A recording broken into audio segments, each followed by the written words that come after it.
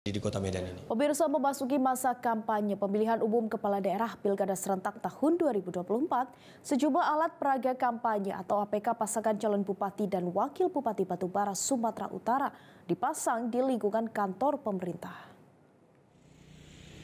Seperti yang terlihat di kantor Kepala Desa Simpang Dolok, Kecamatan Datuk 50 Batubara.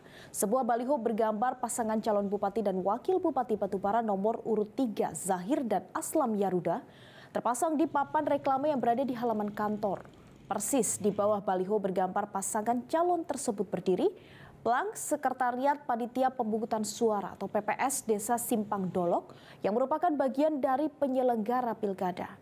Pemandangan serupa juga terjadi di depan kantor Camat Datuk 50. Di lokasi tersebut tampak berbagai spanduk dan baliho bergambar pasangan calon bupati dan wakil bupati nomor urut 2, Baharudin Siagian dan Syafrizal.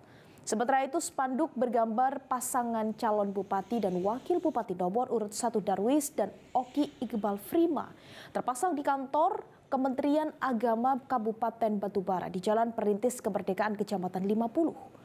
Ketua Bawaslu Kabupaten Batubara Muhammad Amin Lubis mengatakan seluruh APK yang dipasang di kantor instansi pemerintah tersebut melanggar peraturan Komisi Pemilihan Umum atau PKPU nomor 13 tahun 2024 tentang kampanye. Terkait hal tersebut, Bawaslu Kabupaten Batubara akan mengeluarkan rekomendasi kepada KPU Kabupaten Batubara untuk merevisi surat keputusan nomor 902 tahun 2024 tentang zona pemasangan APK.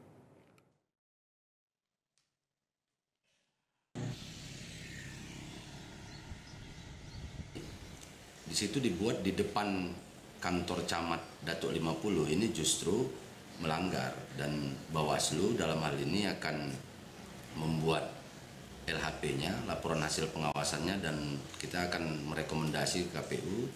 KPU harus merubah keputusan terkait itu karena melanggar PKPU terkait. Jelajahi cara baru mendapatkan informasi. Download Metro TV Extend sekarang.